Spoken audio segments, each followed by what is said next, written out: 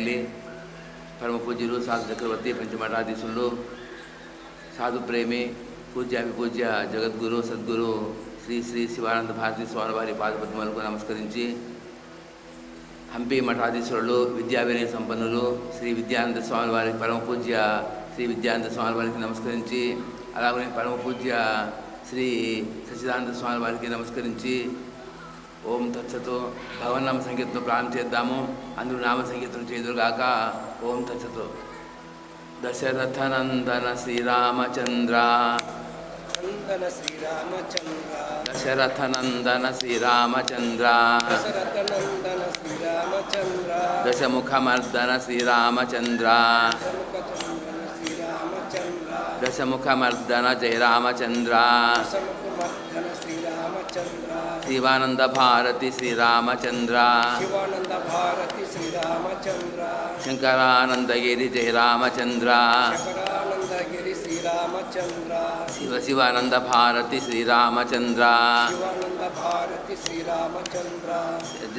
శంకరానందగిరి జయ రామచంద్ర, దశరథనందన శ్రీరామచంద్ర,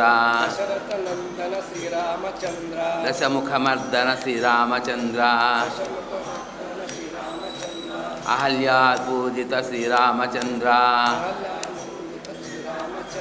అహల్యా పూజిత శ్రీరామచంద్ర,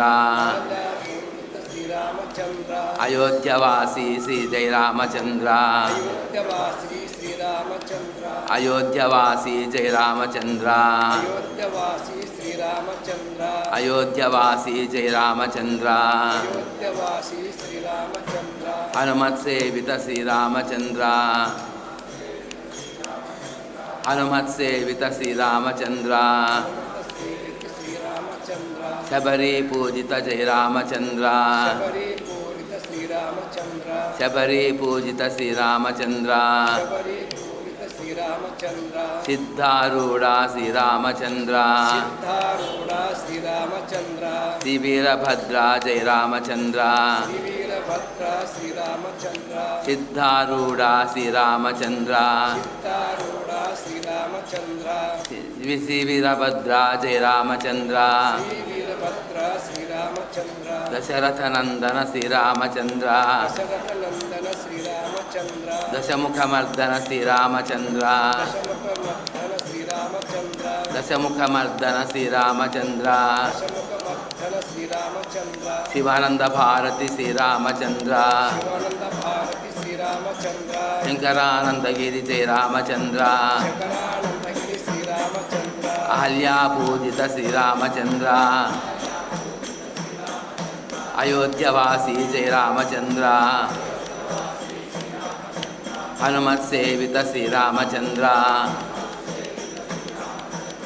హనుమత్సేవిత శ్రీరామచంద్ర, వాలి సంహార శ్రీరామచంద్ర, దశముఖనందన శ్రీరామచంద్ర, దశముఖమర్దన జయ రామచంద్ర,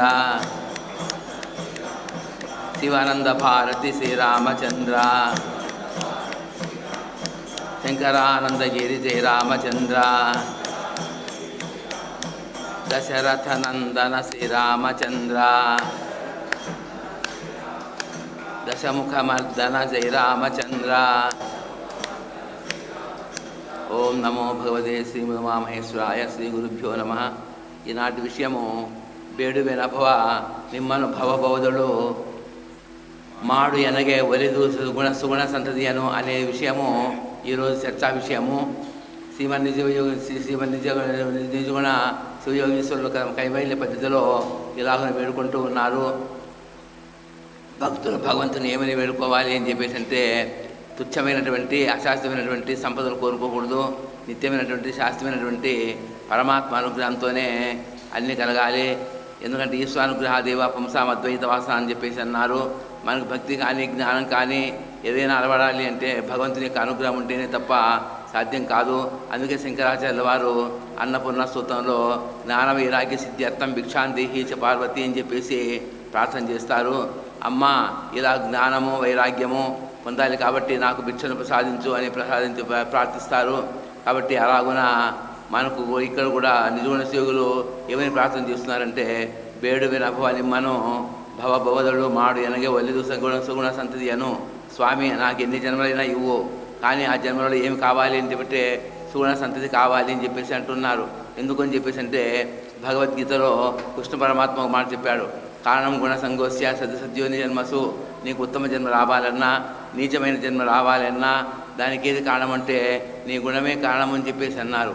ఊర్ధ్వం గచ్చంతి సత్వస్థ మధ్య తిష్టంతి రాజసహ అని చెప్పేసి అలాగే సత్వగుణం కలిగినటువంటి వాడు, మంచి గుణం కలిగినటువంటి వాడు ఊర్ధ్వలోకానికి వెళ్తాడు, స్వర్గలోకంలోకి వెళ్తాడు. రజోగుణం కలిగినటువంటి వాడు ఈ మానవలోకంలోనే జన్మిస్తాడు. తమోగుణం కలిగినటువంటి వాడు పశువు పక్షి క్రిమి కీటకాదులుగా జన్మిస్తాడు. కాబట్టి నీకు మంచి జన్మ రావాలన్నా చెడు జన్మ రావాలన్నా ఎవరో కారణం కాదు, నీవే కారణము. అందుకే భగవద్గీతలో ఉద్ధరేద్ ఆత్మానం నా ఆత్మానం అవసాదయత్, నాయన నీవు ఉద్ధరించుకో కానీ నిన్ను నీవు పాడు తీసుకోవచ్చు అని చెప్పేసి అన్నారు. అలాగున మంచి గుణములు కలిగి అలాగున మంచి గుణములే మంచి ఆభరణములు అని చెప్పేసి అన్నారు. ఈ ఆభరణములు మనం వెళ్ళేటప్పుడు అందరూ లాక్కొని వెళ్ళిపోతారు, కానీ గుణములు ఉన్నాయి అని చెప్పేసి అంటే అవి ఆచందాకం నిలిచి ఉంటాయి. హరిశ్చంద్రుడు ఏనాడు వెళ్ళిపోయాడేమో కానీ ఆయన సత్యం ఈ వరకు నిలిచి ఉంది. కర్ణుడు వెళ్ళిపోయాడు కానీ కర్ణుడు దాని గుణం మాత్రం ఈ రోజుకి నిలిచి ఉంది. కాబట్టి గుణములే సత్యములు కానీ గుణములే మంచి ఆభరణములు కానీ ఈ ఆభరణములు నిజమైన ఆభరణములు కావు అని చెప్పేసి అర్థము. కాబట్టి అలాగ నిజమైన సేవకులు ప్రార్థన చేస్తూ ఉన్నారు, స్వామి ఇలా నాకు మంచి గుణములను ప్రసాదించు అని చెప్పేసి ప్రార్థన చేస్తున్నారు. అటువంటి గుణములను సద్గురునాథం మనకు అందరికీ ప్రసాదించి పోషించి రక్షించునుగాక. ఓం తత్సతు. ఓం సహనాభవతు సహనౌ భునక్తు సహ వీర్యం కరవావహై తేజస్వినావధీతమస్తు మా విద్విషావహై. ఓం శాంతి శాంతి శాంతి. ఓం నమః పార్వతీపతి హర మహాదేవ.